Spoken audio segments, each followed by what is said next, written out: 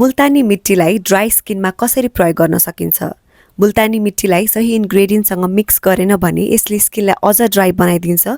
So स्किनलाई glowing र hydrated बनाउनको लागि ड्राई स्किन भएकाले यस्ता इन्ग्रेडियन्टहरू मिक्स गरेर लगाउन सक्नुहुन्छ। पहिलो हो दही, जुन सबैको घरमा पाइन्छ। दही मोइस्चर र ल्याक्टिक एसिडले भरिपूर्ण हुन्छ, जसले तपाईको स्किनलाई सफ्ट र हाइड्रेटेड राख्न मद्दत गर्छ।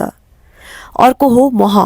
महले नेचुरल मोइस्चराइजरको रूपमा काम गर्छ, स्किनमा हाइड्रेसन लक गर्छ र यसमा रहेको एन्टिब्याक्टेरियल र एन्टिअक्सिडेन्ट प्रपर्टिज भएकोले स्किनमा कामनेस र ग्लो लिएर आउँछ।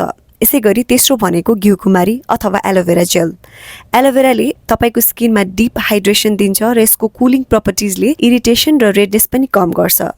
र अर्को महत्त्वपूर्ण कुरा भनेको मुल्तानी मिट्टीको मास्क धोइसके पछाडि तपाईले हाइड्रेसनले भरिपूर्ण मोइस्चराइजर क्रिम लगाउनु भयो भने ड्राई स्किनको लागि पनि मुल्तानी मिट्टी एकदमै बेनिफिसियल हुन सक्छ।